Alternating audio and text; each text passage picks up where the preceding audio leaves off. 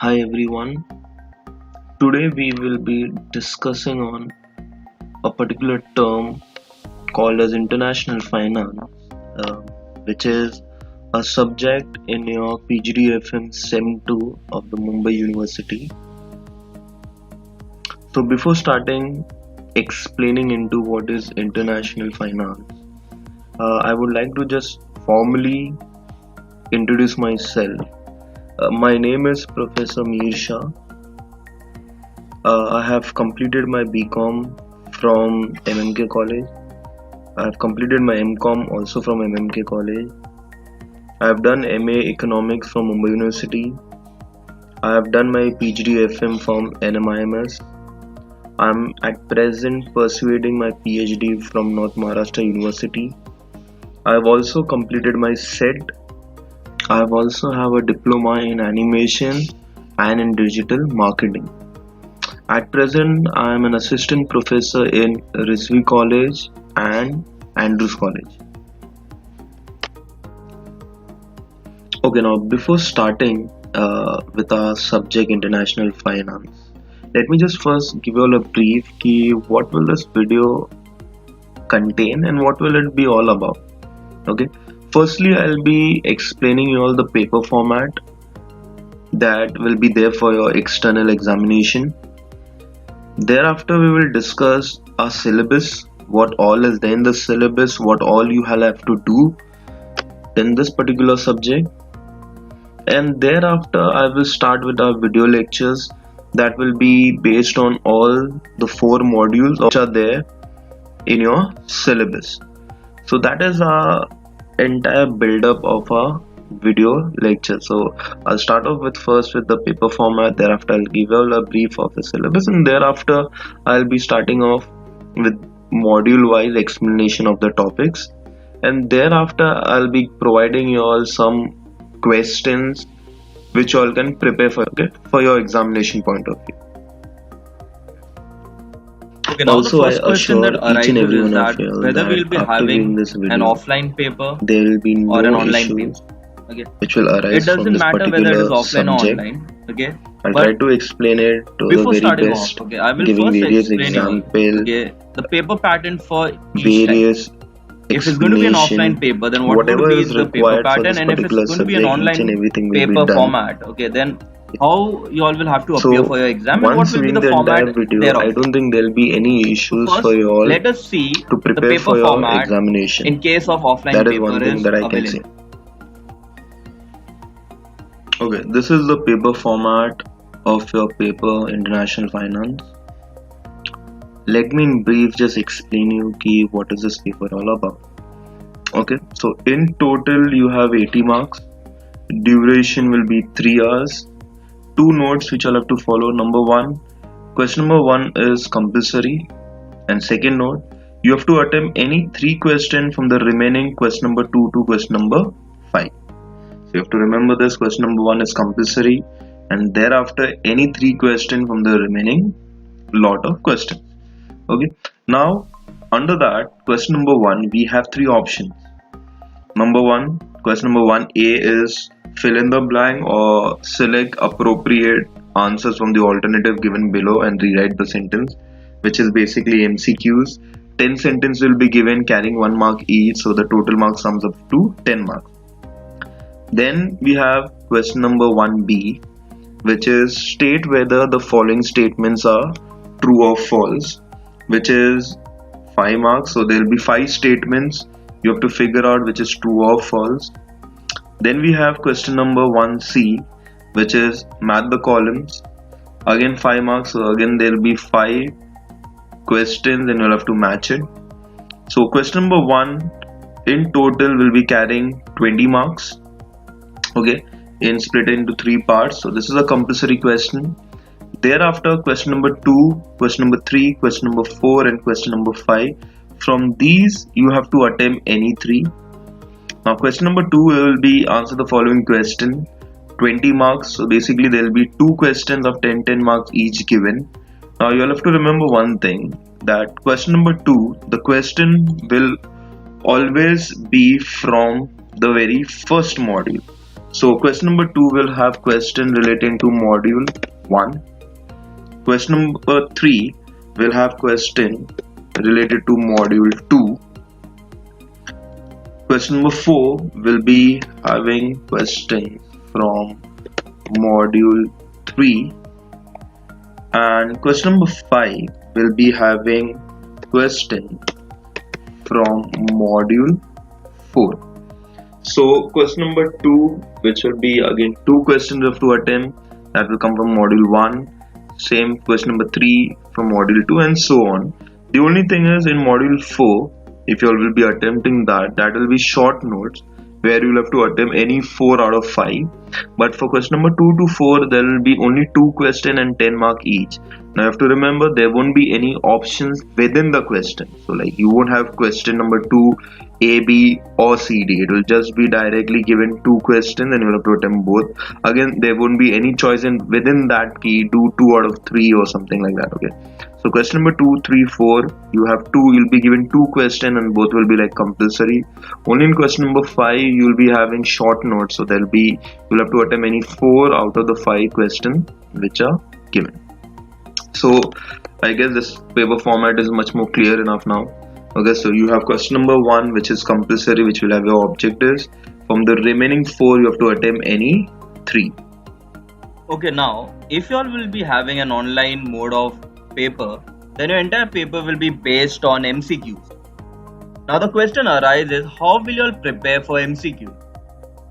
See, offline, if it is offline, then you all can easily prepare, okay, learning the concepts and learning the short notes and all. But if it's going to be an online mode, okay, then how you all are going to prepare for MCQ? The most simple answer to this will be, okay, check out all the video lectures carefully, mark down all the important pointers from the video lecture, okay, and at the end of each topic, okay, I will be having an exercise where we'll be solving a lot of important MCQs. So you don't have to worry about the MCQ mode of online paper attention. It will be very simple. There's only one rule. You all have to go through the entire video lectures very promptly, again very carefully, and keep marking out stuff which are very important. While as and when you'll keep reading or going through the video, you'll come to know which are the concepts which are very important. So start making pointers for that, because that can be easily converted into MCQs. Okay, now we come to our very first module. The first module is broken up in 4 parts.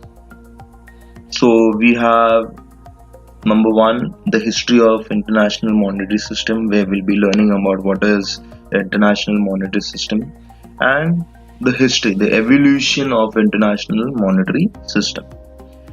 Thereafter, we'll be learning about the modern exchange rate management system. Okay, what is the exchange rate which is prevailing at the current scenario?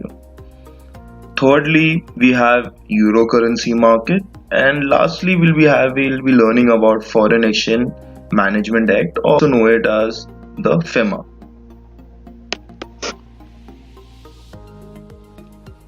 Okay, after the paper format, let us go ahead with the syllabus of our topic or of our subject, international finance. So as we discussed in the question paper format, that there are going to be 4 modules. So our syllabus has basically 4 modules, and I've just list out things which are going to be there present in each and every modules. So it will give you a clear idea ki what all things are there that you'll need to learn, okay, and what all things I'll be explaining you all. Okay, so now in brief we'll be just discussing ki each module contains what. Okay, so module 1 contains basically your introduction, history of monetary system, the exchange rate regimes, euro currency and FEMA. Module 2 includes factors affecting the exchange rate, PPP theory and the interest rate parity theory.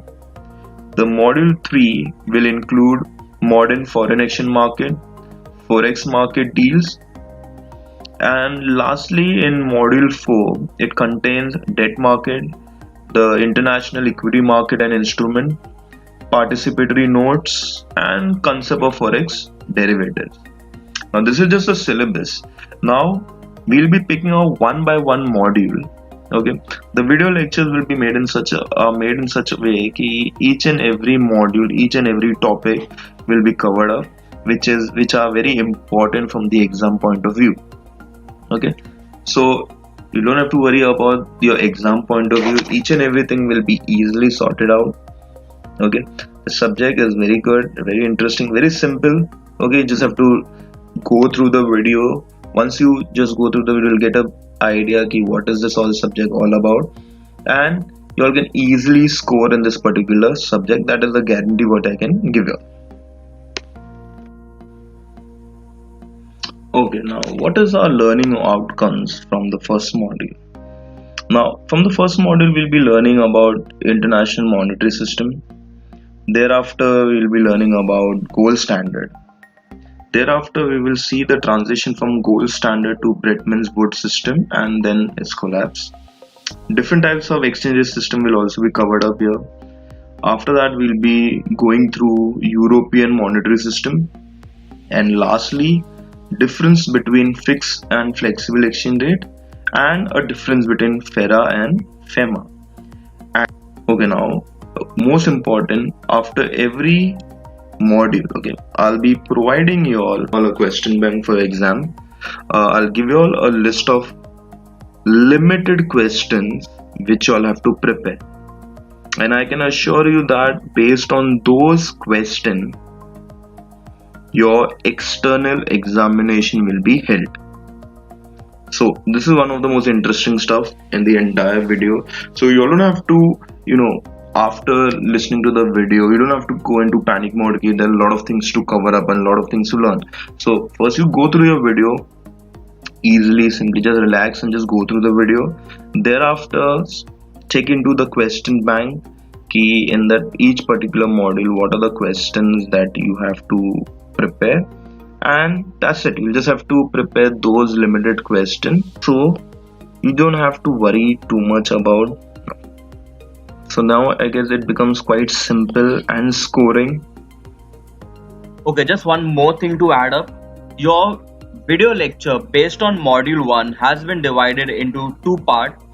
The first part will cover up your international monetary system, the gold standard, and the transition from gold standard to Bretton Woods and the collapse, and the various types of exchange rate system.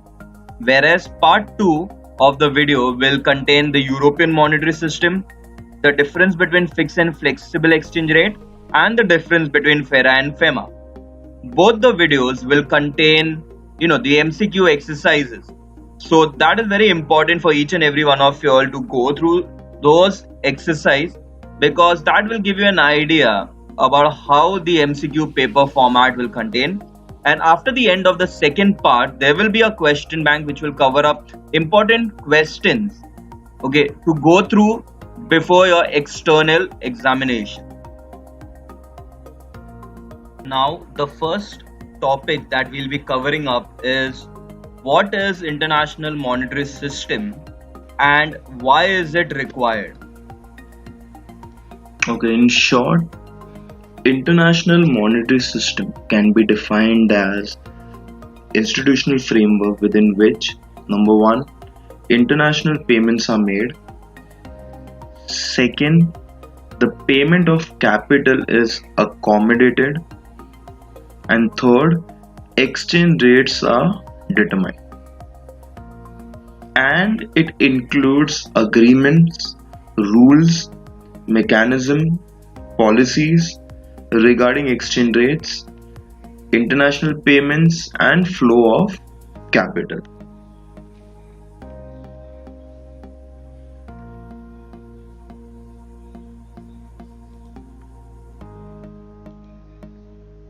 Now, what are the features that an international monetary system should possess? So now there are few principles or few features that each and every international monetary system should possess, and which are as follows. Number one, flow of international trade and investment should be according to comparative advantage. Now this is a very important point. Second, there should be stability in foreign exchange. Third, promoting balance of payments adjustment to prevent any disruption which may be associated with temporary or chronic imbalances.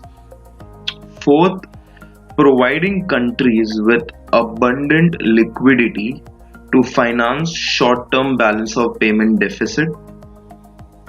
Next, should at least try avoiding adding future uncertainty. And lastly, allowing the member countries to pursue independent monetary and fiscal policies. So, in short, we completed what is IMS and the features of IMS. So in short, we learned what is international monetary system, the definition, and so with this we completed. So with this we have completed with defining or explaining what is international monetary system and the features that international monetary system should possess.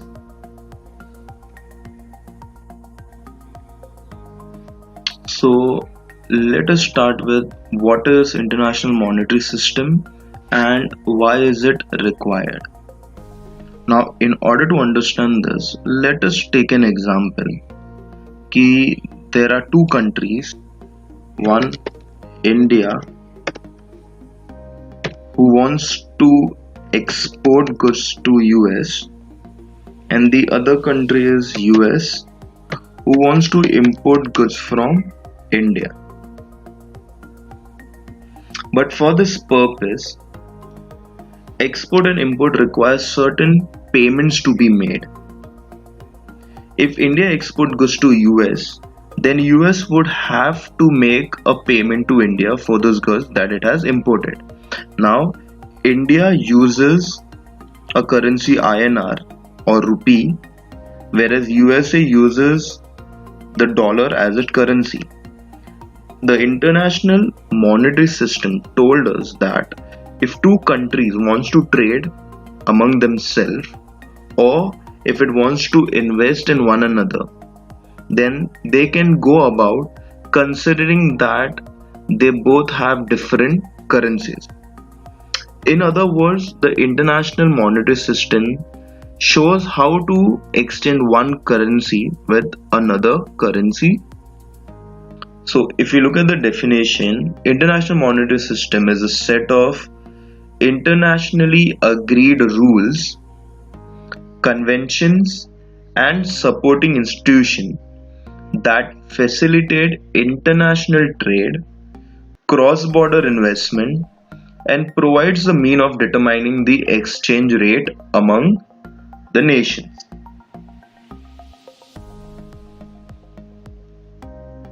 So these are basically rules or agreements which helps to determine how exchanges would be fixed among the nation in order to help the countries to undertake international trade as well as inter-country or cross-border investment.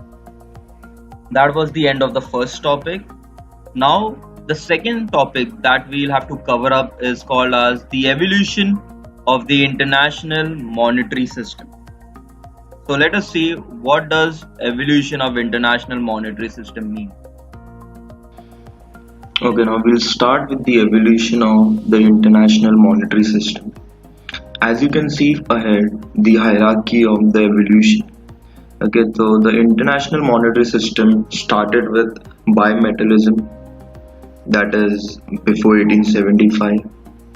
Then from 1875 to 1914 we had the classical gold standard. Thereafter from 1915 to 1944 we had the interwar period. Then from 1945 to 1972 we had the Bretton Woods system, and thereafter the flexible exchange rate regime, that was from the year 1973 till the present.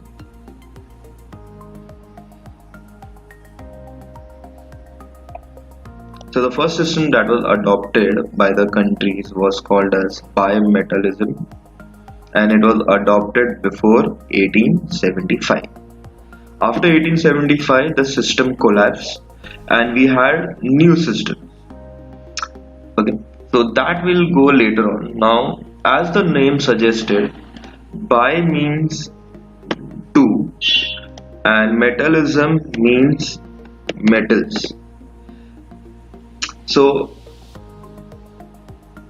the system of bimetallism said that two metal was to be used by the countries for the purpose of trade and international payment, and these payments or these metals were the basis of their determining the exchange rate among the countries.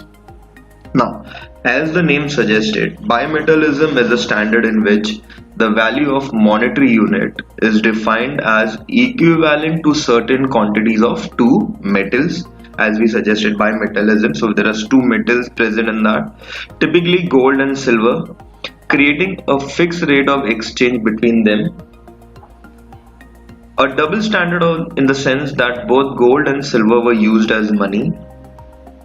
Both gold and silver were used as international mean of payment, and the exchange rates among currencies were determined by either their gold or silver content. Now, the exchange rate between both the metals, that is gold and silver, was fixed. Okay, now some countries were on the gold standard, some on the silver standard, and some were on both. It means that there were few countries in which the transaction used to take place only with the help of gold. Some countries in which they used to use silver for transactions, and then there was few countries which were using both gold as well as silver metals. Okay. Now the most important point in bimetallism is that gold and silver were used for international payments and determining the exchange rate. Now that's a very important point. So now let us see how this is possible with the help of an example. So let us assume that there are three countries. We have, let's say, UK, we have France, and we have India. Now, UK is a country in which they use only gold for the purpose of international trade and international payment. In UK, all the goods are valued in terms of these gold coins. Now, in France, on the other hand, it has both. It has gold as well as silver coinage. So in France, the transaction of international trade are taking place on both bases, even on gold coins and even on silver. On the other hand, India is a country which only uses silver as a mean of transaction. So in India, all the goods have been valued in terms of silver, and silver is the only mean which is used for international payment. Now we need to understand that how on the basis of these two metals the exchange rate is determined. Okay, let's say UK and France wants to trade with one another, and UK wants to import goods from France. Then that particular goods has to be valued in common metal or in a common base which is used by both the countries. So now if you look carefully, in UK they only use gold standard. In France they use both gold and silver. But in order to transact, they have to have common metal. So France will use its gold coinage to trade off with UK. So we can conclude by stating that gold is only one metal which is used by both France and UK, and hence for importing goods from France, that particular good, let us assume the name of that particular good is, let's say, goods A. Okay. then this good can be valued by France in gold, and similar this goods can be valued in UK as well on the basis of this common valuation, or on the valuation based on common metal that both these countries use. Now the countries can decide what amount is UK required to be paid to France for importing the product A from France.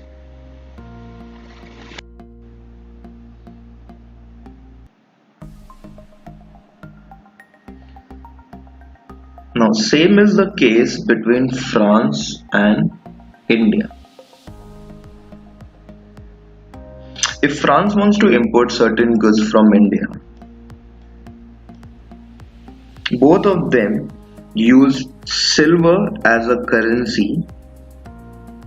Now if France wants to import, let's say, product A from India, then France can value this commodity in terms of silver.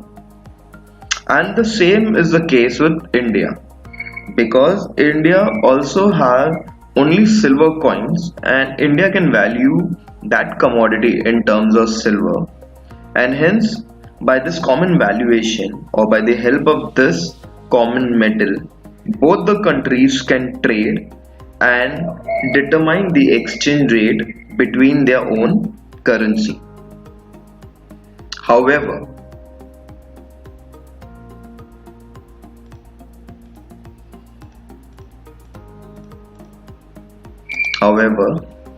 if UK and India wants to trade off, if UK and India wants to trade off,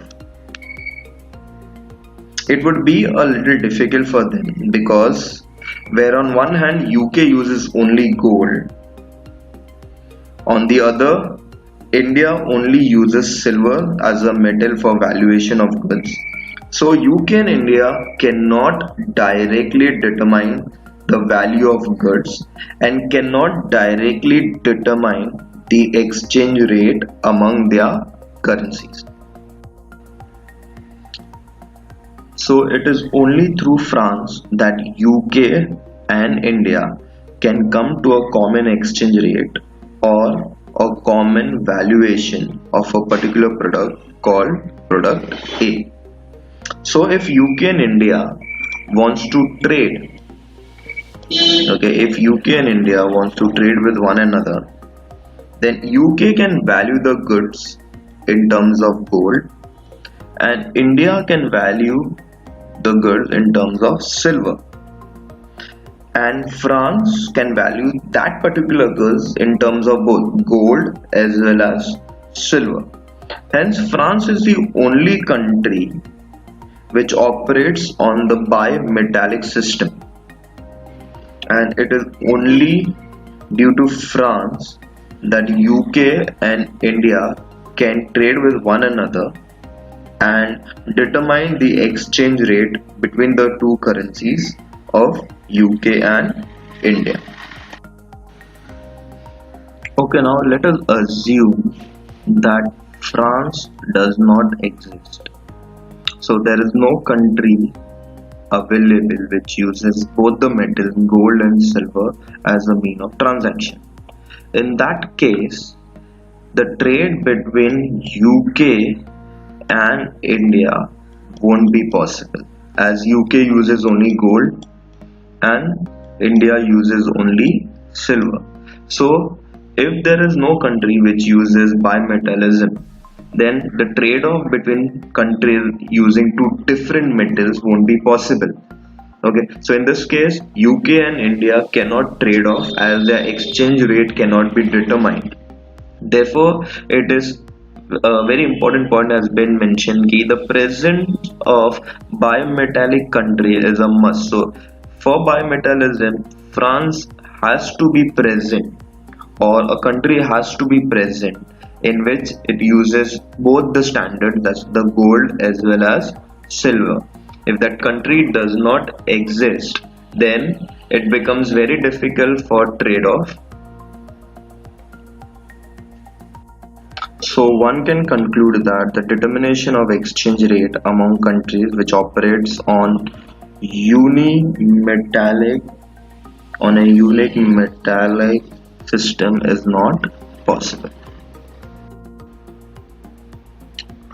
Now, what are the reasons which led to the collapse of the system, and what led to the collapse of bimetallism?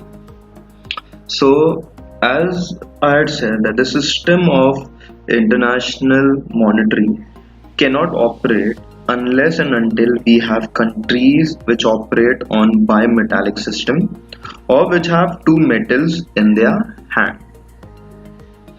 So this is what happened in case of bimetallism as well.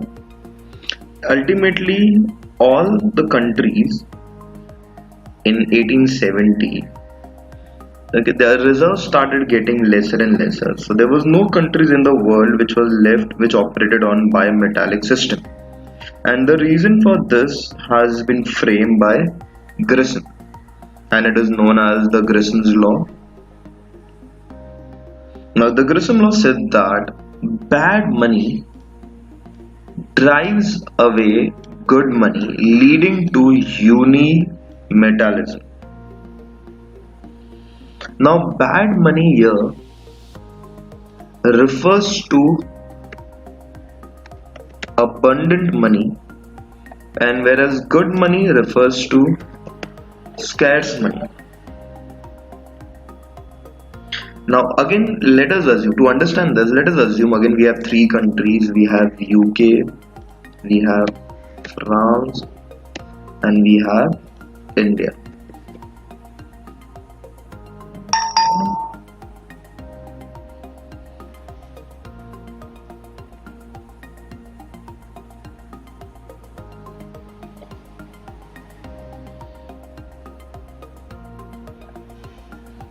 So now let us assume that France exists in the world and it uses both gold and silver for international payment and for determining the value of goods as well as the exchange rate. Now France over a period of time realized that it has, let's say, a lot of gold mines, and it discovered a lot of new gold mines. So since it has discovered a lot of gold, it has more of gold.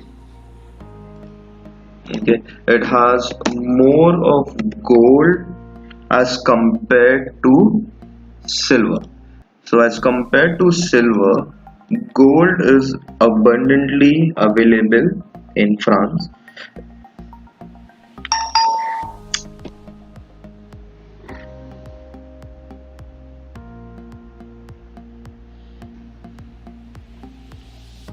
Now it is said that commodity which is available in abundance is undervalued, whereas the commodity which is available in scarcity, the stock value is always more. The same thing happened with France. The citizens of France realized that they had more gold metal or more gold coins as compared to silver coins. They started using gold coins more frequently and in larger quantities for the purpose of trade. So silver coinage was considered to be a scarce, hence it was valued more, and the people started utilizing less and less of silver for the purpose of international payment, because they didn't want to part only with silver, because silver was considered to be more valuable, as a result of which ultimately all the citizens of France and the government of France started using only gold for international payment, and silver was totally out of circulation and only went out of usage by international payment, and as a result of which France converted into a country which used only gold. So in another word, France, like UK and India, became unimetallic. In some countries, the abundant metal was gold and in some it was silver. So the abundant metal drew away the scarce metal.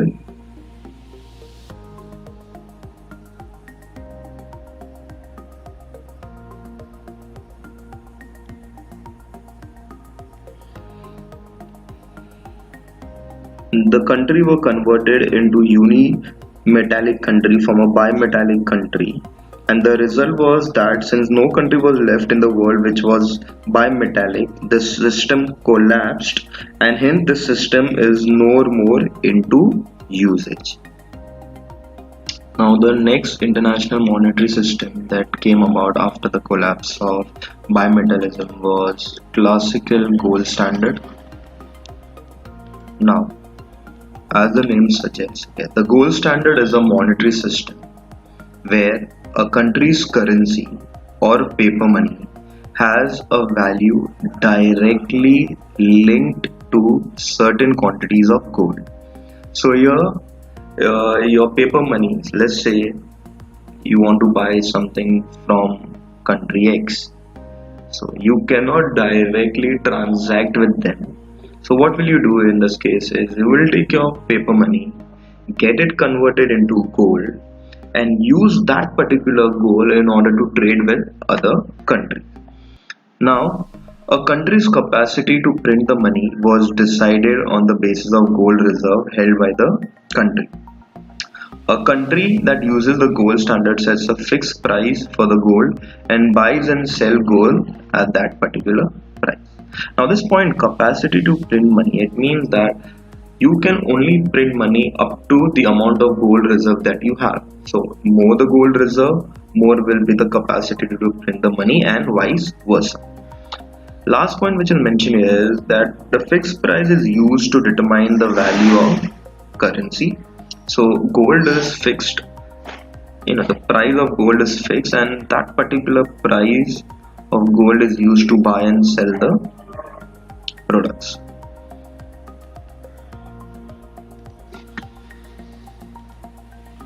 Now, there are three main rules for this particular monetary system. Number one, only gold to be used for international payments. So there is no other metal which will be allowed to use as a mean of transaction for international payments. So if you want to do international payment with any other country, gold will only be used. So you cannot use any other currency. Second, two-way convertibility between gold and currency at fixed rate. Now this is a very important point. So let us assume, in India, 1 ounce of gold is determined at rupees 30. So it means what? Ki any person, if you want to buy gold in India, you will have to pay rupees 30 and you will get 1 ounce of gold. So let's say if you want to transact with country X, so you will take your paper money, that is rupees, you will go to any government institution, give them the rupees, the paper money that you have, and they will give you in return gold coin. That gold coin can be used to transact with any other country. So two-way convertibility is available. It means if you need in India, when you come back and you need rupees, so you can take those gold coins, get it exchanged, get it converted back into rupees. So that's why it's known as two-way convertibility. And lastly, it is mentioned that there is free export and import of goods. So there is no restriction on export and import of goods. So these are the three rules which were based for classical gold standard. That was number one, only gold will be used. Second, two-way convertibility between gold and currency will be taken place but at a fixed rate. And there is free export and import of goods.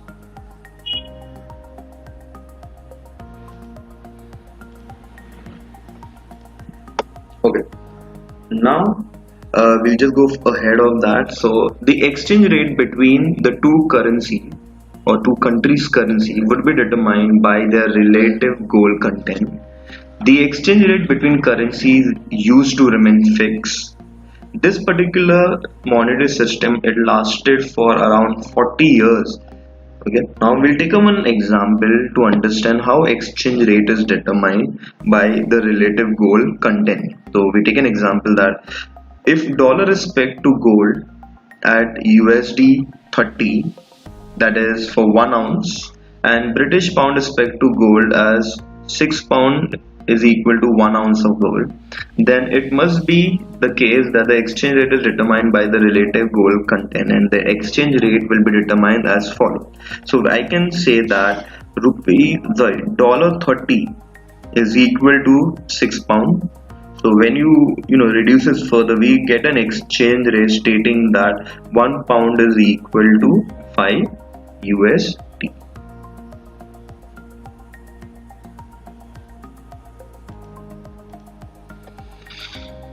Now, the next thing what we need to go through is the advantages of gold standard. So I'll just read out one by one various advantages which this particular international monetary system brought about. So number one, gold standard received positive views of the public much more easily than any other standard, because gold was easily acceptable for a few reasons. That is, gold is prestigious metal, a luxurious metal, easily acceptable. Second, it was an easy system to introduce and operate. Everyone were well aware about gold standard, so it became very simple for countries to operate on this particular system. Gold standard gave stable price level in the country. When the country is on gold standard, currency cannot be over issued.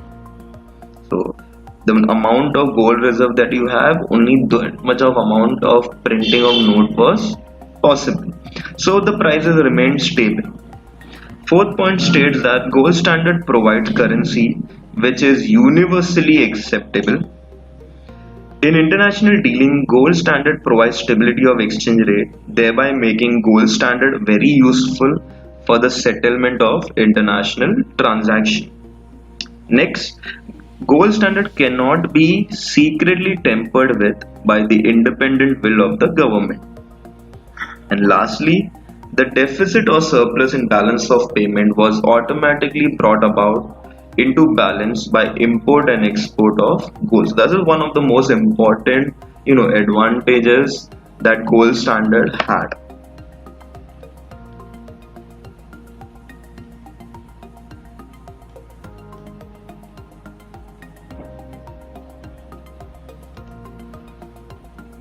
After the advantages, there were few disadvantages also that gold standard incurred.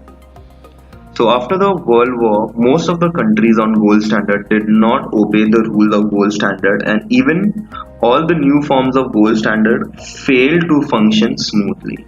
So then there were few defects that came in the system.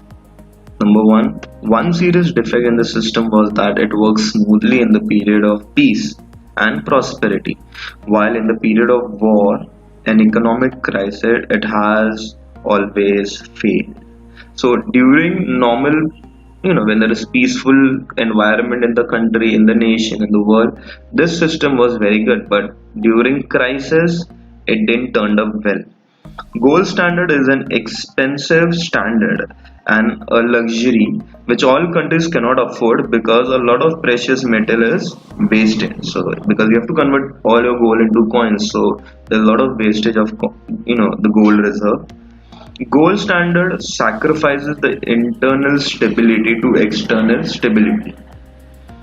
Fourth, under gold standard, the automatic working of the economic system is considered as a demerit. So at times this didn't work out very well. Fifth, the changes in output of gold can bring changes in the price level. And last disadvantage of gold standard was that in gold standard, independent monetary policy was adopted.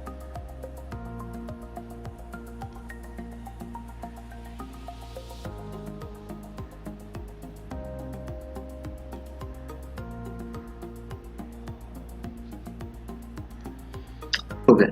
Lastly, the collapse of the gold system or the gold standard. Now, in 1914, at the break of First World War, crushed the first economic order of the world.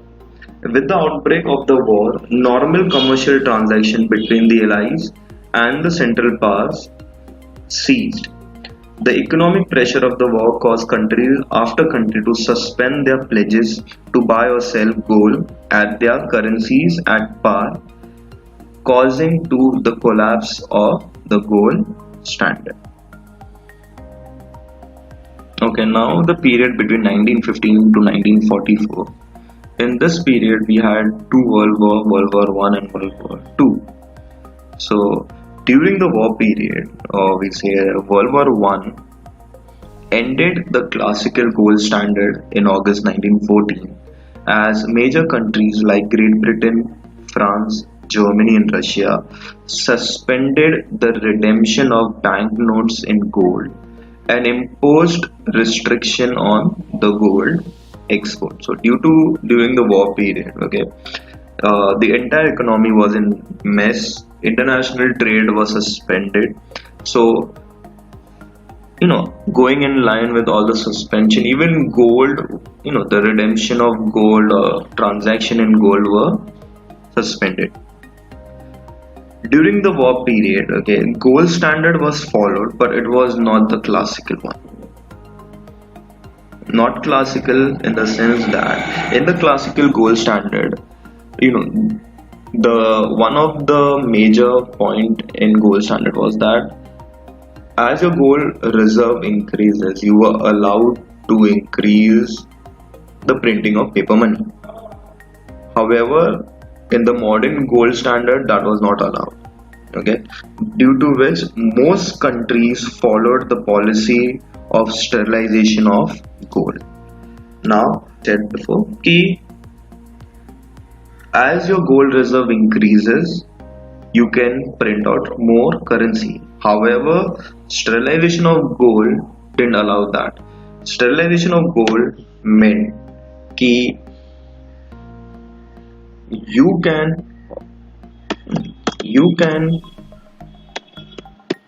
transact in gold, but you cannot increase or decrease the amount of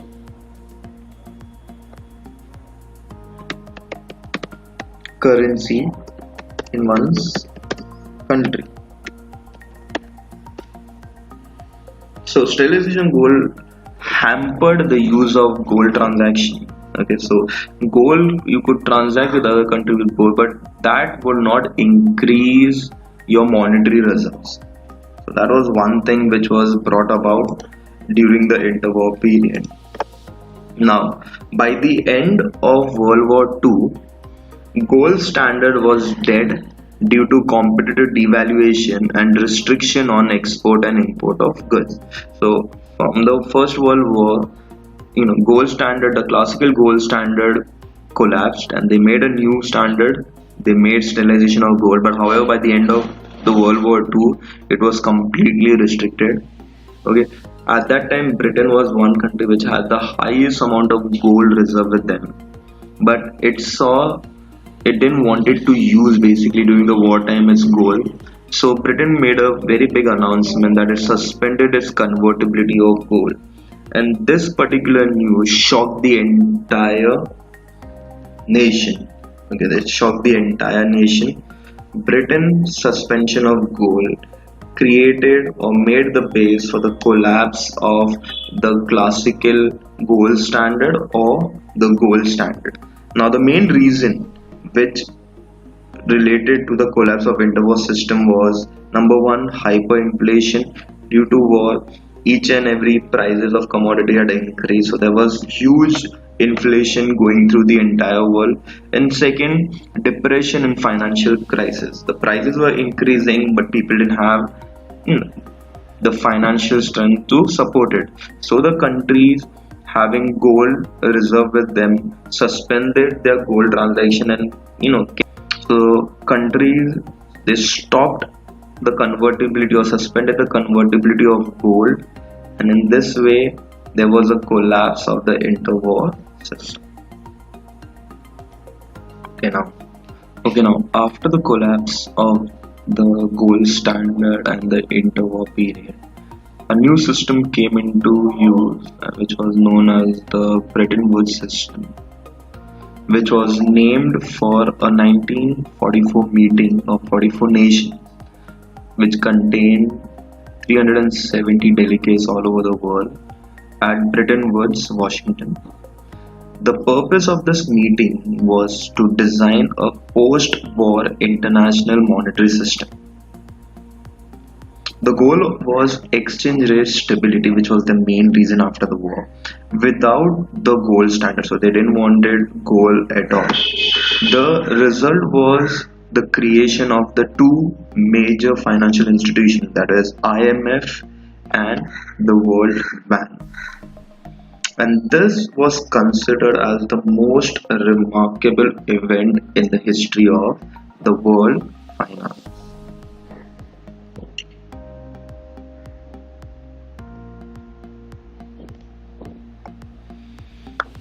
IMF was entrusted with the responsibility of formulation and enhancement of rules and policies of international monetary system. IMF was also made responsible for monitoring and managing the exchange rate between currencies. So IMF was brought about, it was given the responsibility of formulating various policies in order to get the stability back, and also to monitor and manage the exchange rate between the currency. IMF was also given one more responsibility where it could lend funds to the countries after World War. Okay. Now, the International Bank for Reconstruction and Development, that was IBRD, better known as the World Bank, was made responsible for financing individual development projects. So these two, the financial bodies were brought about in Bretton Woods system. One was the IMF, the second was the World Bank. It had major implication in this system. So IMF on one hand was brought about to formulate and enforce the policies for international monetary system, and also to monitor and manage the exchange rate. World Bank was made responsible for financing individual development projects.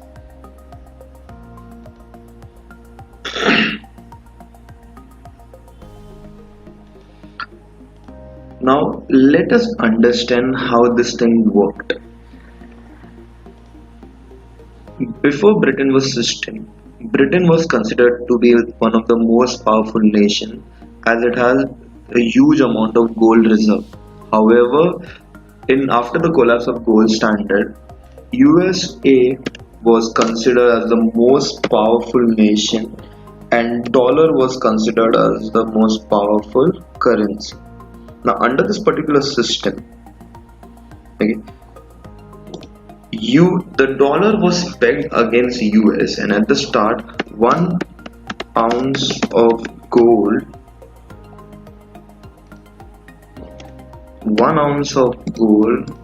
was pegged at $35. So if you wanted to buy 1 ounce of gold, the cost of it was 35 USD. Now under the system, let's say we have three countries. One is Japan, India, and Britain. Okay, if these countries wanted to convert or wanted gold, they couldn't directly convert their currencies into gold. If they wanted to do so, they had to first convert it into USD, and then USD will be converted into gold, and they can get gold according to that. So at the start, 1 rupee of India was pegged at $0.2. Now, the system was similarly, Japan yen also was converted in that way, and in Britain. At the start, this thing was going very smoothly because a lot of efforts were made in order to get this particular system working. However, due to Triffin paradox, this particular system started to shake and it was near to collapsing. Now, what does this Triffin paradox mean? As it's mentioned here, due to Triffin paradox, which means that the demand on an international currency meant that excess supply would undermine its value. Now, since everything was pegged, all the currency were pegged to US and dollar was only pegged to gold. So if any current country wanted gold, they had to convert their currencies to US and thereafter they could have done the transaction.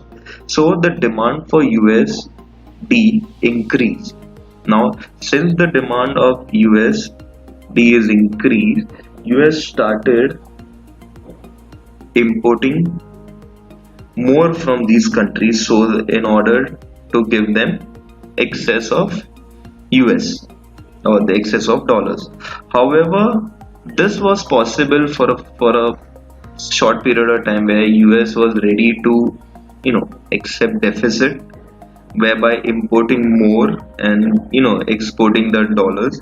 However, the other countries, they knew, the other countries like India, Japan and Britain, they knew that since the demand of the dollar is increased, US will start printing it more and supplying more.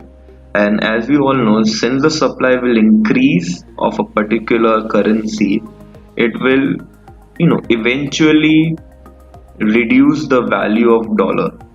So in that case, the Triffin paradox came into picture where excess supply would determine or undermine the value of dollar. So to stop this, US government came up and it stated that this is it. Dollar cannot be exchanged for gold, and Bretton Woods system came to a collapse. So the US government came up stating that they cannot further go into deficit and they suspended the pegging of gold to USD.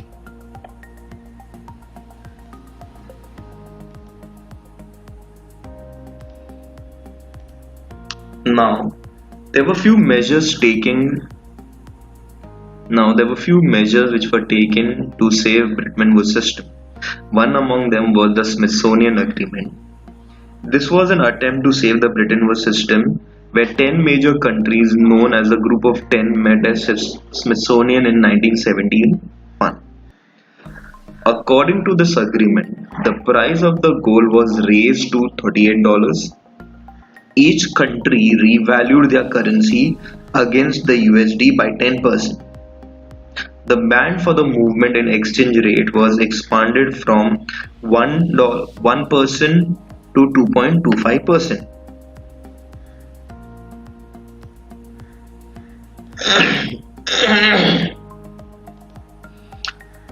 The devaluation of US dollar, however, was not sufficient to stabilize the situation.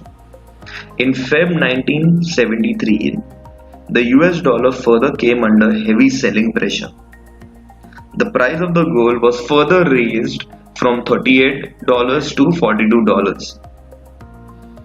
By March 1973, followed by Japanese and European currency, other currencies were allowed to float. This resulted into the collapse of the Bretton Woods system. Okay, now in 1973, after the collapse of the Bretton Woods system, the IMF members met at Jamaica, also known as the Jamaican Agreement, to adopt the flexible exchange rate as international monetary system. Now, flexible exchange rates were declared acceptable to the IMF members. So flexible exchange rates are those rates basically which are being used at present also. It is determined by the way in the basis of demand and supply. So the central banks were allowed to intervene in the exchange rate markets to pacify unwarranted volatilities. And thereafter, since the acceptance of flexible exchange rate, gold was officially abandoned as an international reserve asset. So no. So after 1973, gold was never used as a mean of transaction. It was never used as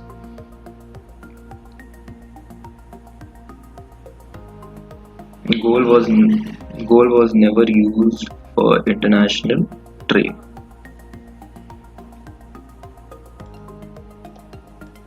So now to sum it up, okay, the evolution started with bimetallism, where country having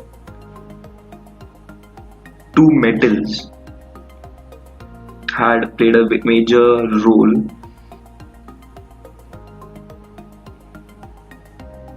But due to Grissoms Law, each and every country became unimetallism. They started became unimetallic, and then which gave rise to classical gold standard. It was a very simple system, everyone followed it also, but the problem was it was only good during peace and prosperity. But once the war started, this particular standard didn't hold good. Then came the interwar period, that is World War One and Two, where gold standard, the classical one, was completely abandoned. They had sterilization of gold, but however, by the end of World War II, gold standard was completely eradicated. Thereafter came the Bretton Woods system, where gold was pegged to dollars. So any country who wanted gold had to convert their currency into dollars, which could then be further converted into gold. But due to pressure, due to fear of undermining their own currency, the US suspended the use of dollars, and Bretton Woods system also collapsed. Thereafter, the collapse of Bretton Woods came the flexible exchange rate, which is started from 1973 and it is still in use. So that concluded the cycle of evolution of the international monetary system.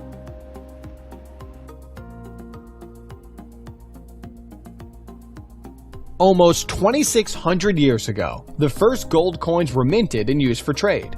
Later on, people started storing their gold in well-guarded vaults and bought goods and services using the receipts given to them by those running the vaults.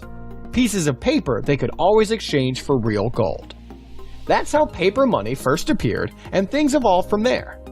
Initially, most currencies were pegged to gold directly, as the name gold standard suggests. People could walk into a bank and exchange a piece of paper money to gold. After 1945, however, this changed. Currencies were pegged to the dollar, which was pegged to gold at a rate of $35 per ounce. Individuals were no longer allowed to exchange paper money to gold, but central banks were. However, countries such as France ended up no longer trusting the US dollar and started converting their dollars to physical gold. The gold reserves of the US were getting depleted quickly, so President Nixon stopped allowing that. He took the United States and thereby the world off anything even resembling a gold standard in 1971. At this point, the money we use isn't backed by anything tangible. Fiat currencies, as they're called, are basically backed by confidence. The dollar is backed by the confidence people have in the US, the British pound by people's confidence in the UK, and so on. The value of one currency compared to another therefore fluctuates continuously. Confidence-driven supply and demand, if you will. After World War II, it was clear the world needed a new financial system. The gold standard was considered too rigid, but at the same time, economists were worried that countries would devalue their currency to boost exports. For this reason, 44 countries sent delegates to a conference held in Bretton Woods, New Hampshire, as of the 1st of July 1944. The US, which held 2/3 of the world's gold reserves after the war, was obviously the most influential player, and ultimately, all currencies ended up linked to the dollar, and the dollar was linked to gold. One important concern arose, though. If a country goes through an economic crisis, how can it get out of it without devaluing its currency? To address this issue, two institutions were created. One, the International Monetary Fund, which was supposed to lend money to countries that are in trouble and cannot attract financing from other sources. Two, the International Bank for Reconstruction and Development, which is now called the World Bank and was supposed to help less developed countries grow. Unfortunately, as good as it may have sounded on paper, the Bretton Woods system didn't survive because the United States kept running deficits to fund various projects, and therefore the amount of dollars in existence kept increasing while the gold reserves of the US kept shrinking, as more countries demanded gold in exchange for their dollars. As such, on the 15th of August 1971, Nixon officially announced that dollars would no longer be convertible to gold, thereby putting the final nail in the coffin of the Bretton Woods system. Now with that, the evolution of international monetary system comes to an end.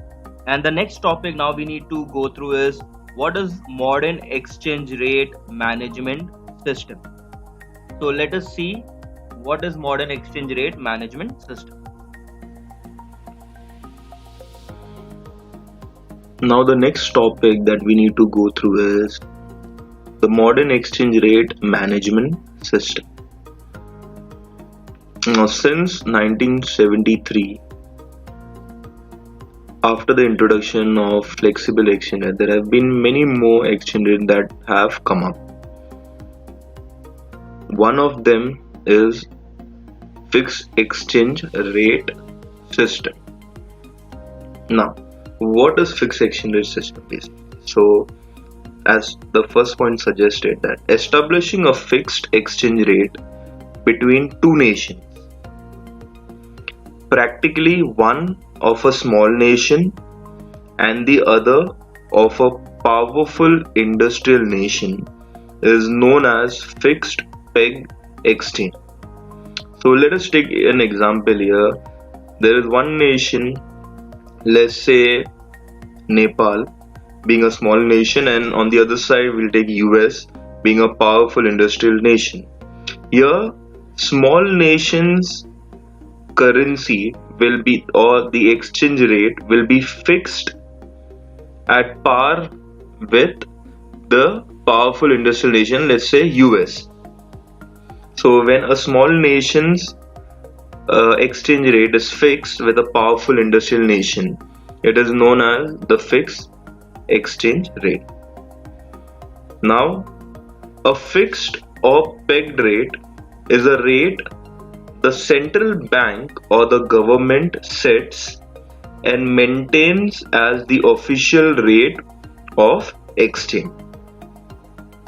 So let's take the example of India and US. So if under fixed exchange rate system, just an example, if under fixed exchange rate system, India's rate is pegged with US, and let's say if the central government makes or fixes the rate as $1 is equal to 65, then no matter whatever will be the market situation, the rate will remain fixed.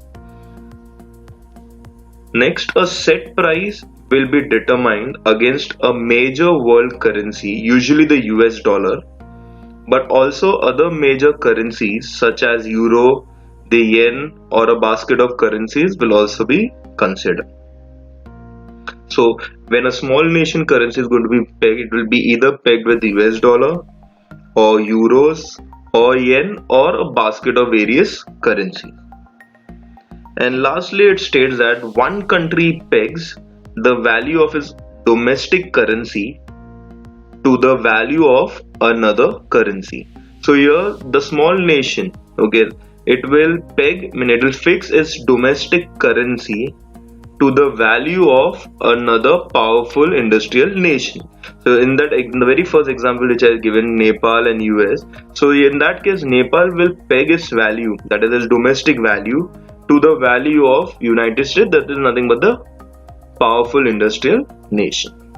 So that was a brief about what is fixed exchange rate. So it is nothing but when one nation's currency is fixed, or when one nation's rate of exchange is fixed with another powerful nation, it is known as the fixed exchange rate system.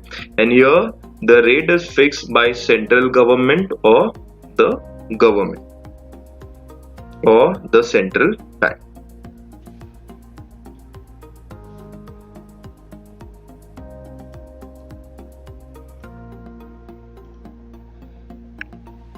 Okay, after the definition on the meaning, let us go through what are the various features of fixed exchange rate system.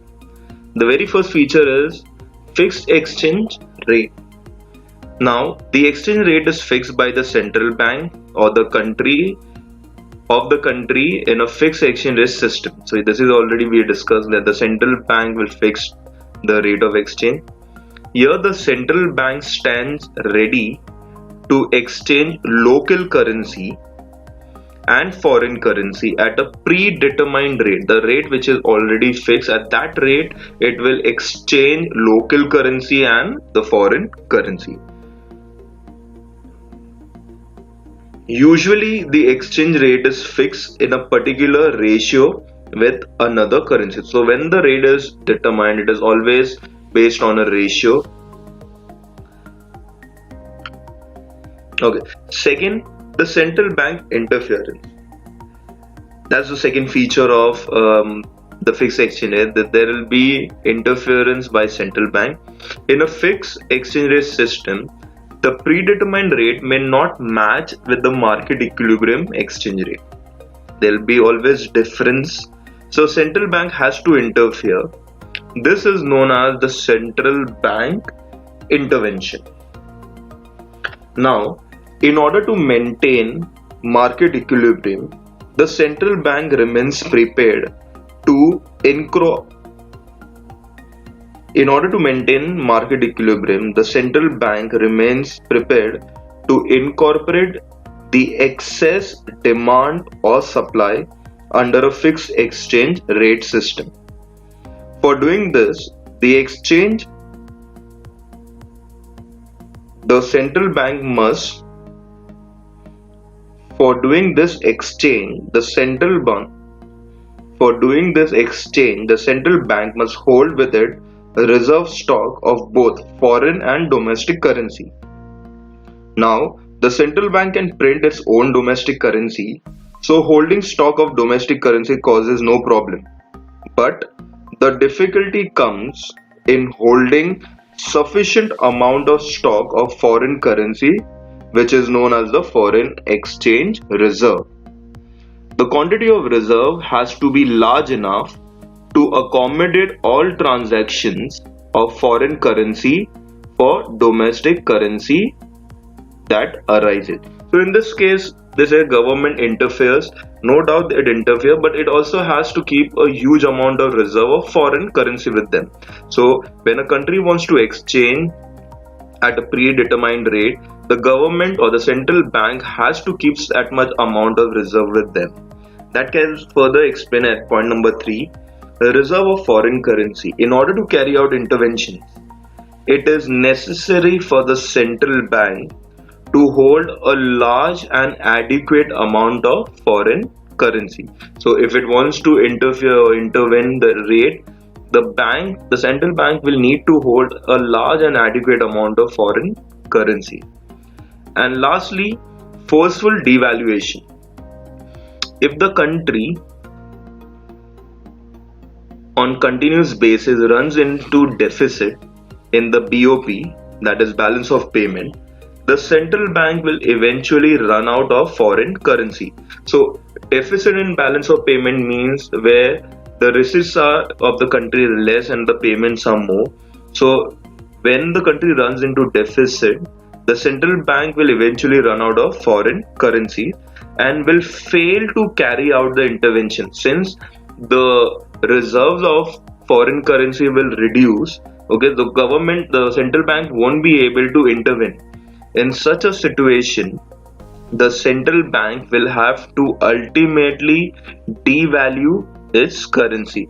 At that time, the rate which was fixed will have to be devalued by the central bank.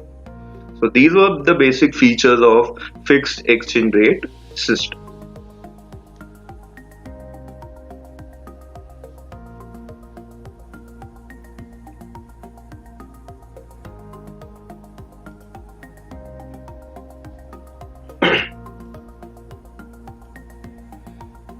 Okay, after the features, let us go through various merits and advantages of fixed exchange rate system. Now, number one, fixed and stable exchange rate. Since the exchange rate is fixed, it is stable for a long period. Now, as the name suggests, and we already went through ahead, the rate is fixed. So the moment it is fixed, there won't be too much of fluctuation. It is stable and it will remain for a long period till the central bank holds the reserve. If they have sufficient amount of gold reserve, then the foreign side, not gold reserve, but if they have sufficient amount of foreign reserve, the rate of exchange will remain stable and fixed. The next advantage is keep inflation low. Since the exchange rate has to be maintained stable, the monetary policy has to be stable and tight. This helps in controlling the inflation in the economy. So since the exchange rate remains stable and the monetary policy also remains stable, there won't be too much of price rise in an economy. So that helps you to control the inflation. Next is the international monetary is stable. Fixed peg helps in the smooth working of the international monetary system. Since the rates are fixed, since the monetary system remains stable, eventually both of them will help to smooth out the working of the international monetary system. Next, we have a reduction in economic crisis, a very important point. The fixed exchange rate system prevents monetary shocks. Why? Because there's not too much of volatility, not too much of changes in the rate. Hence, it helps to reduce the possibility of economic crisis. The rates are fixed, so there's no issue about fluctuation. So no volatility will be there. So there is less chances of economic crisis when fixed exchange rate system is used. The next advantage is that this particular exchange system is very helpful for small nations. Next, it promotes and it helps international trade. That is again one of the other important advantages that fixed exchange rate system has. It helps you to promote international trade.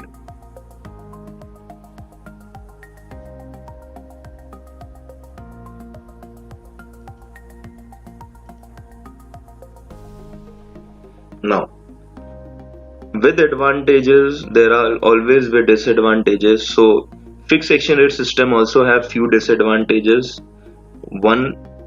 Number one, continuous intervention puts heavy burden on exchange reserve. Now, as we have discussed, central bank needs huge reserves of foreign exchange in order to intervene. So, if the central bank keeps on continuously intervening, so it will put a lot of burden on exchange reserve. In the sense, the central bank will need to keep huge amount of foreign reserve, which will again create a burden on the country. Second, country must have adequate reserve. Again, it is going according to the first point. So if your central bank needs to intervene continuously, you will require huge amount of foreign reserve, which will again turn out to be a burden for the country. Third, it fails to solve the balance of payment disequilibrium. Now, if a country goes into deficit, or if a country has deficit balance of payment, at that time fixed exchange rate system will have issues in the case the central bank will have to use up the reserves of foreign exchange which they have. Eventually the rate which was fixed earlier will have to be devalued, and that will again cause a problem in the country. Next, it does not reflect the true value of the currency. Since the value of a smaller nation is always pegged with another nation, the actual and the true value of domestic currency will always hinder. Okay, so it will not reflect the true value of the domestic currency. Next, it may lead to the emergence of black market. Now, as everyone knows, if the currency is pegged with another currency and it is fixed, the rate is fixed, and it is always based on your foreign reserve. So in order to get more out of it, there will be an emergence of black market, which will be a big problem for the country. And lastly, the last disadvantage of fixed exchange rate system is that it can be expensive at times or even impossible to hold, since the central bank has to keep huge exchange reserve. So it is a very expensive mode, and at times it will be impossible to hold such a huge amount of exchange reserve. So this was basically the fixed exchange rate system which came about. So we went through the meaning, the features, the advantages and the disadvantages.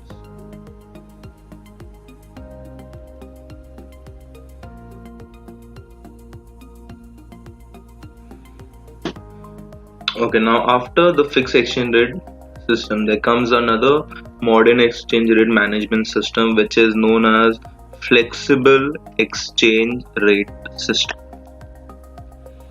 Now, what is the system all about?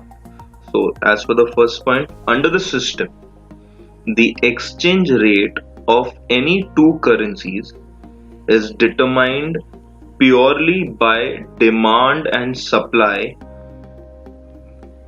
of a foreign currency as compared to the home currency. So as per the first line, it clearly states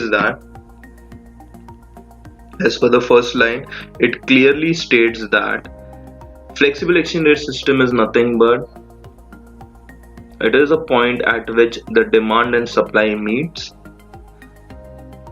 Here the central bank does not intervene and do not try to maintain the exchange rate at fixed value or in a particular band. So basically, flexible exchange rate system is nothing but it is market oriented. It depends on the demand and supply of foreign currency as compared to home currency. Unlike fixed exchange rate, it is not intervened by the central bank, and if it is not intervened by central bank, it does not even need to maintain the exchange rate reserve. And it is not created at any fixed value. So it is clearly based on the market forces of demand and supply. Second point states that the demand for a foreign currency arises because of import of goods and import of services, proposed investment abroad, and reimbursement of benefits of investment in the country. So when we say that foreign exchange has huge demand in a country, it is basically because of importing of goods from out of country and importing of service from foreign country. It can also be due to the proposed investment abroad. If you want to invest in abroad, you need to have that particular currency, and reimbursement of benefits of investment in the country. This is from the demand point of view. Similarly, supply of a foreign currency is because of export to that country's investment in our country, and repatriation of benefits of a earlier foreign investment. So exactly vice versa of demand. Supply of foreign currency will be more due to export, due to investment in our country, and to get the benefit of a earlier foreign investment.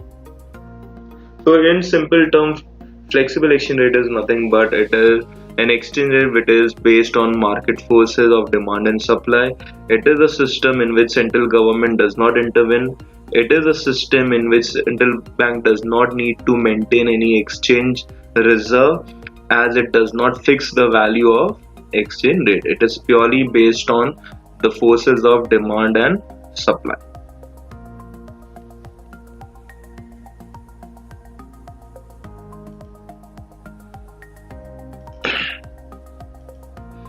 After going through the meaning of the flexible exchange rate, the next thing what we go through is the features of floating or flexible exchange rate system.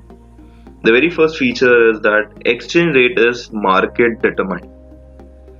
Now, in a flexible exchange rate system, the value of a currency is determined by the market, as we discussed it earlier also.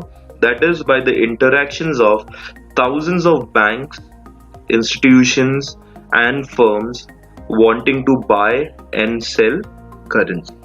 So when we talk about demand and supply, or the market forces of demand and supply, it is nothing but the interactions of thousands of banks, all the financial banks, all the financial institutions and the firm that want to buy and sell currency. So or anywhere where they want to trade internationally, foreign exchange will be required. So those are the factors which determine the market, that is nothing but the demand and supply.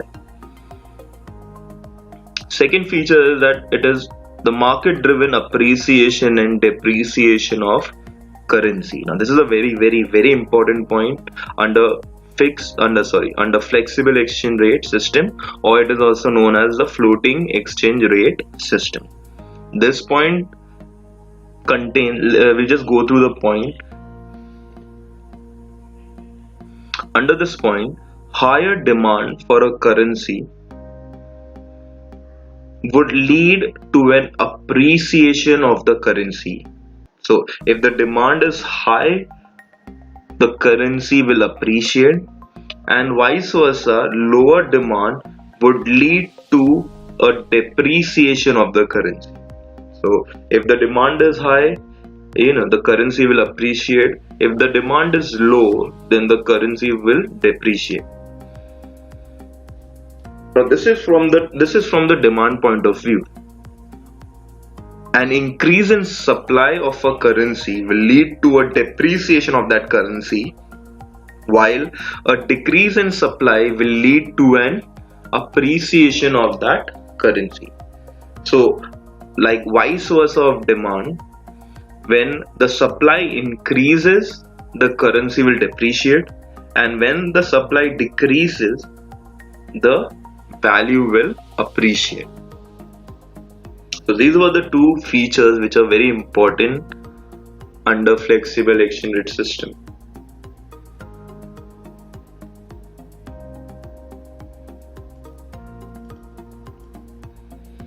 Now after the features, we need to go through the advantages of flexible exchange rate system. Okay, the very first advantage is that it is simple operation, smoother and more fluid adjustment. Since government does not have to interfere in the exchange rate, no reserves are required, the operation becomes very simple. It is very smooth. It is based on market forces. So there is a lot of fluid adjustment available under flexible exchange rate system. Second, it brings realism in forex transaction.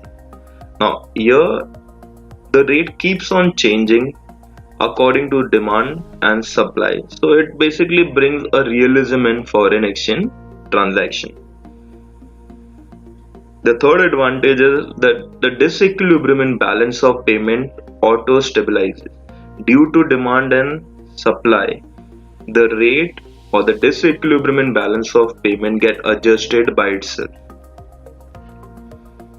Next, there is no need for forex reserve to manage exchange rate, since central government does not intervene it does not require any forex reserve to be maintained. And last, it prevents real shocks. Since it is market oriented, the shocks get since it is market oriented, flexible exchange rate system helps to prevent real shocks.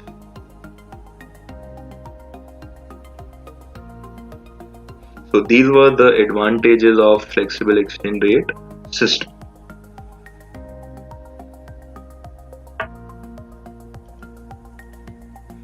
Now, with advantages, there will always be disadvantages. Similarly, there are some disadvantages of flexible exchange rate system too. One, the exchange rate changes every minute. So there is an exchange rate risk to the exporters and importers which need to be hedged. So since it is based on market forces and demand and supply keeps changing on a rapid pace, so exchange rate changes quite drastically, so there will always be a risk to the importers and the exporters.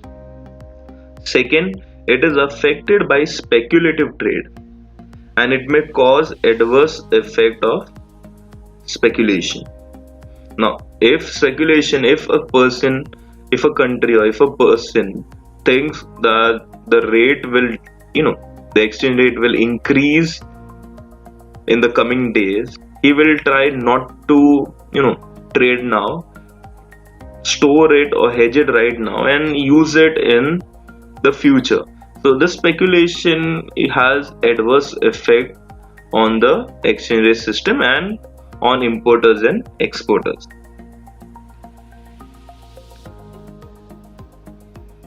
Okay. And lastly, since the exchange rate fluctuates, there is a lot of risk available. Okay, when there is a risk, it will encourage inflation. So this is a very bad effect of flexible exchange rate system. It encourages inflation. So this is flexible exchange rate system.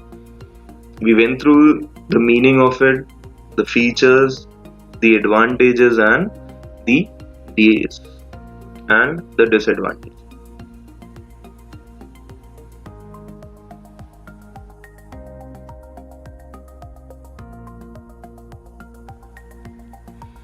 Okay, the next exchange rate system which prevails in the modern exchange rate management system is managed float exchange rate system. Now, a managed floating rate system is a hybrid of a fixed exchange rate and a flexible exchange rate. Now, we already have discussed what is fixed exchange rate. It is one in which one country's domestic currency is pegged with another country. It is controlled by the government. It interferes in the exchange, it intervenes, and it has a huge amount of reserve with them. On the other hand, flexible exchange rate is determined by the market forces of demand and supply. The central bank does not interfere in that, and it also does not require reserve. Managed floating rate system is a hybrid of both these exchange rate systems. In a country with a managed floating exchange rate system, the central bank becomes an important participant in the foreign exchange rate market. So under managed floating exchange rate system, the central bank is a very, very, very important participant. Unlike in fixed exchange rate regime, the central bank does not have a direct set value for the currency. A very important point. However, unlike in a flexible exchange rate regime, it does not allow the market to freely determine the value of the currency. So, as we discussed, a hybrid version, it means like fixed exchange rate. And under fixed exchange rate, the central bank used to set the price, but under managed, first of all, it does not set the price directly. Secondly, it does not even allow the market to freely determine the rate of exchange. So it is a system in which basically the foreign exchange rate is determined by the market forces but the central bank intervenes to manage the value of the currency. So let us assume that the rate of exchange rate of India and US was, let's say, consider $1 was 60. Due to some issues, the rate there was a change in the rate and it became $1 is equal to 63. After few days it became $1 is equal to 64. Again after few days it became $1 is equal to 65. Here the value of Indian currency was devaluating or was depreciating. So in that case central bank will intervene and manage the value back to a point where it was to be there. So basically when the exchange rate falls in one direction or continuously falls in one direction due to market forces, at that time, to bring it back to stability, the central bank will intervene and manage the value of the currency. So managed float exchange rate is basically nothing but, it is like fixed exchange rate. However, it does not by itself directly set the rate, and it is also similar to similar to flexible exchange rate. However, it does not allow the market to freely determine. So in this case, the rate will first be determined by the market forces, but once it starts falling in one direction, central bank will take some action and intervene into the exchange rate and try to get it back and fix it at one particular value of the currency. So that is nothing but managed float exchange rate system.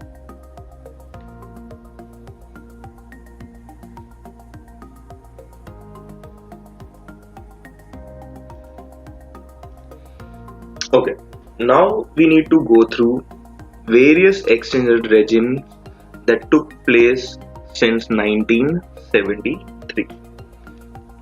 Okay, so few exchange rate regimes which are prevailing at present also since 1970. Few of them are stated here. So the very first one is the managed float system that we just went through in the last. Thereafter we have free float system. Okay. Next we have the crawling peg system. So these are basically three systems of exchange rate regime which are since 1973. Thereafter we have currency board arrangement and target zone arrangement. So managed float, free float and crawling peg are basically systems, whereas currency board and target zones are arrangement which have been made for exchange rate since 1973. So now let us understand what does each and every headers mean.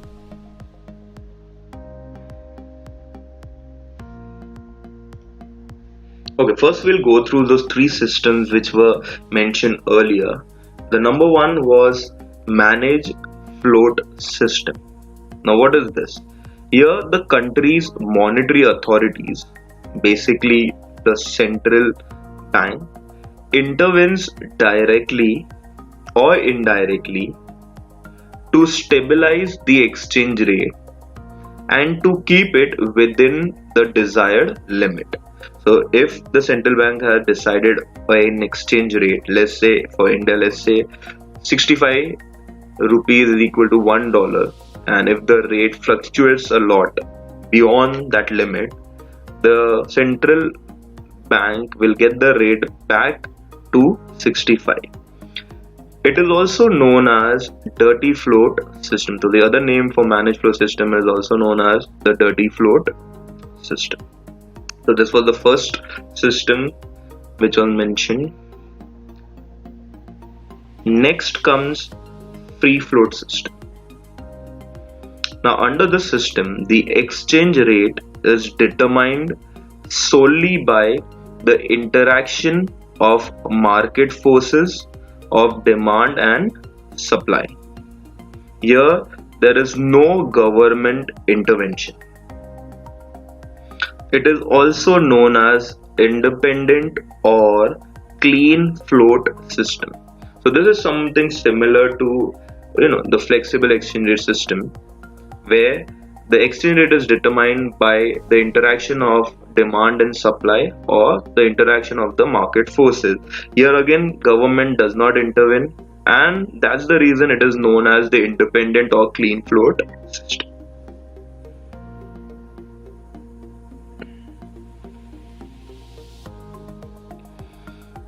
Okay, after this comes the next system, which is known as the crawling peg system. Now, this system is a hybrid version of fixed and flexible exchange rate system, where country establishes the par value of its currency in relation to a foreign currency or a basket of currencies, and then allows the par value to change gradually.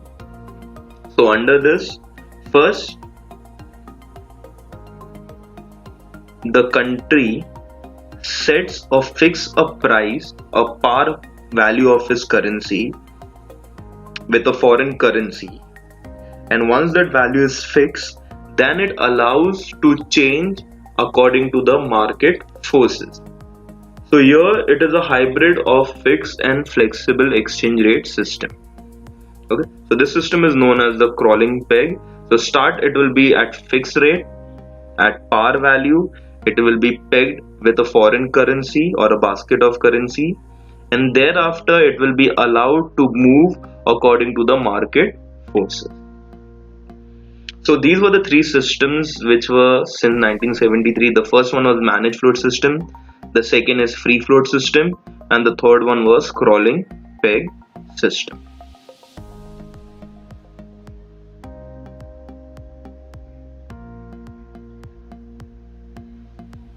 Okay, now after the systems, we had two arrangements which were made. So we'll start discussing one by one. The first arrangement is known as currency board arrangement. Now what is this all about? So as the first point suggests, a currency board pegs the domestic currency to a foreign currency and allows unlimited exchange of domestic currency for the foreign currency at the fixed exchange rate.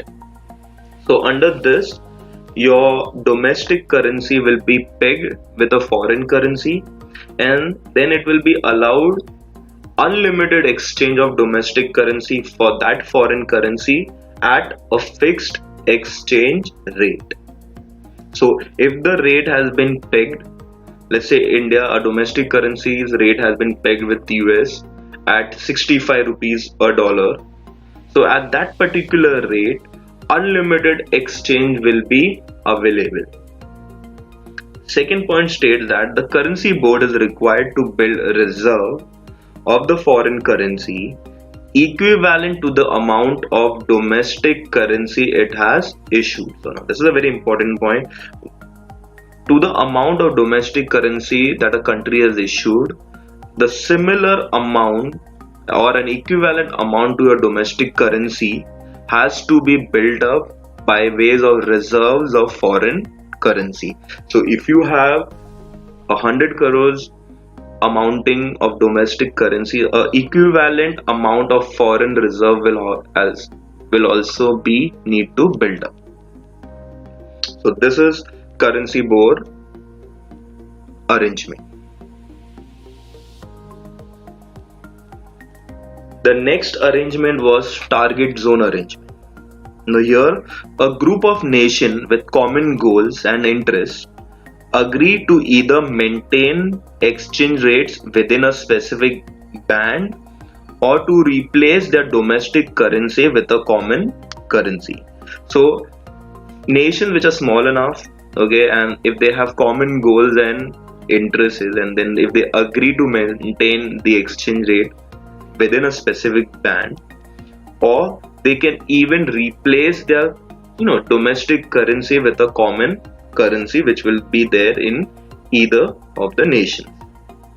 So these were the two arrangements which are carried out. One is the currency board arrangement, where the rate of domestic currency is fixed with a foreign currency, and then there can be unlimited exchange of currencies. Second was the target zone arrangement. Under this, a group of nations with common and the similar interests either fix a rate or replace that domestic currency to a common currency which is available in all those group of nations.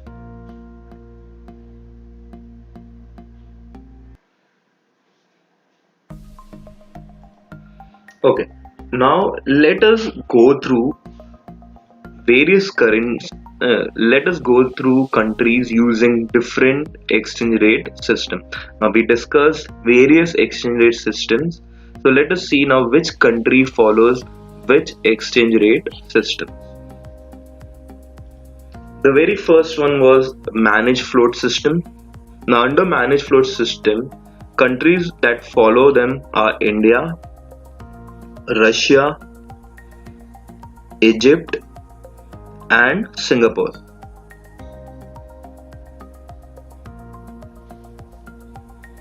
Next is the free float system. Now free float system is followed by United States, United Kingdom, Japan, Switzerland, and Australia.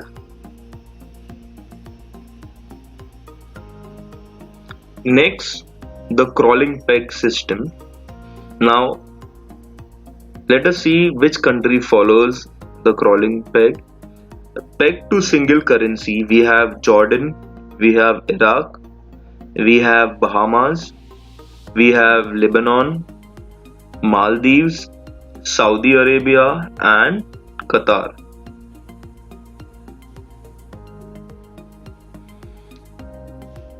The next was the arrangement. So under currency board arrangement, countries that use this particular exchange system is Hong Kong, which is pegged to dollar.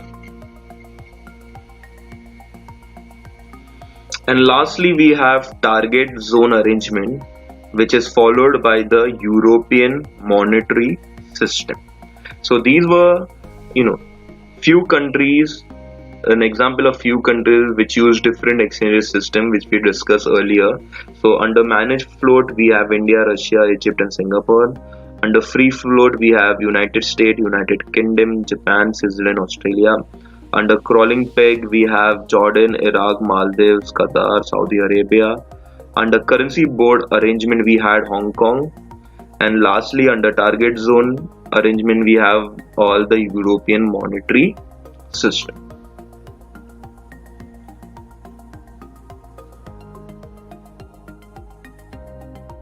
Now that sums up the part 1 of the first module. But before putting an end to this lecture, we will have one exercise based on MCQs. So let us see few MCQs based on the first part of the first module that we have just completed. In the MCQs, I'll be asking you some MCQs, some question will be given. I'll give you some time to figure out the answers, and then we'll start discussing those answers. So let us see the first exercise under MCQ. Now there are 3 MCQs given here. Number 1, the rules and procedure for exchanging national currency are collectively known as dash. 4 options are given. Second, the gold standard gave dash price level in the country. Again, 4 options are given. The IMF had agenda to enhance the dash and stability of the economy. Again, 4 options are given. Now, read the question carefully. I will give you a few minutes to figure out the answers, and then after we will discuss the answers. So I'll give you exactly 3 minutes to solve these 3 MCQs.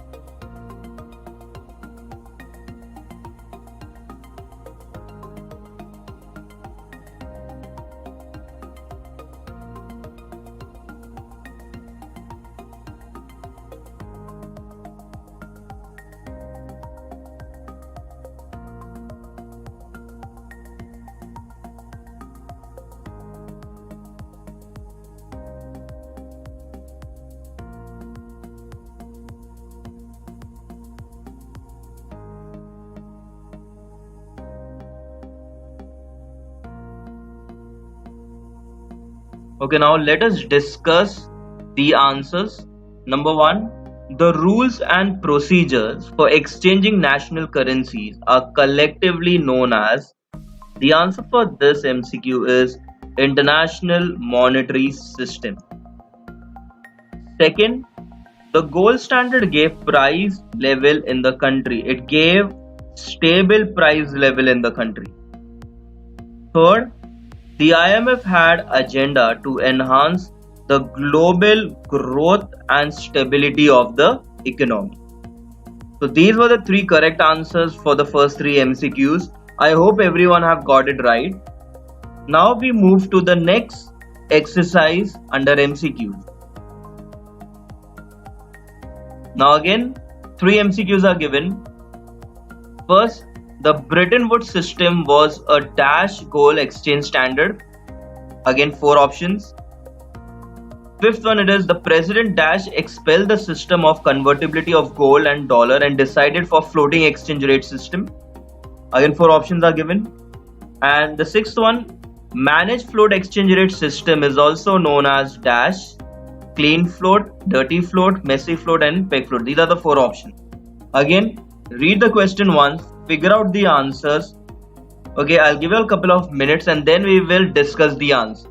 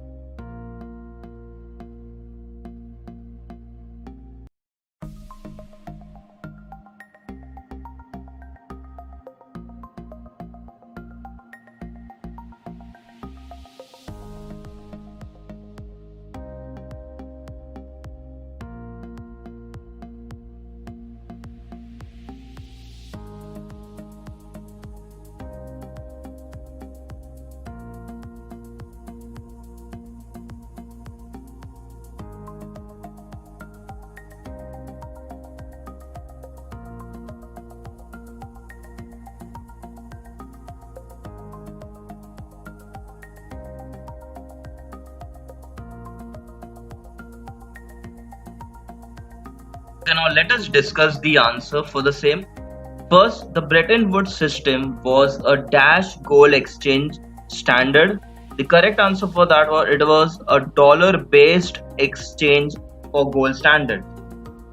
Next, the president dash expelled the system of convertibility of gold and dollar and decided for floating exchange rate system. Here, President Nixon He expelled the system of convertibility of gold and dollar and decided for floating exchange rate system. The next one, the managed float exchange rate system is also known as a dirty float.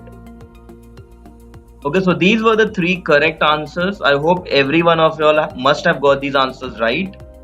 Now we jump on to the next exercise, one last exercise of first module, first part.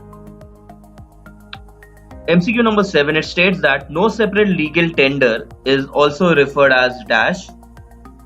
Eighth one states that countries on bimetallism often experience a well-known phenomena called dash. And the last states a country's capacity to print the money was decided on the basis of dash reserves held by the country. Again, read the question properly, figure out the answers, and thereafter we will discuss the answer. Okay, so I'll again give you all 3 minutes to figure out the answer.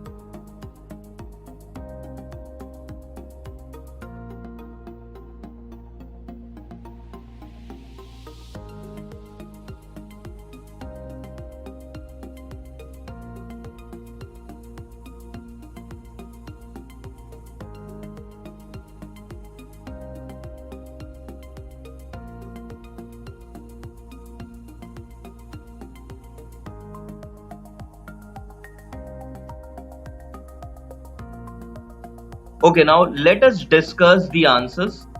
First, no separate legal tender is also known as, it is also referred as dollarization.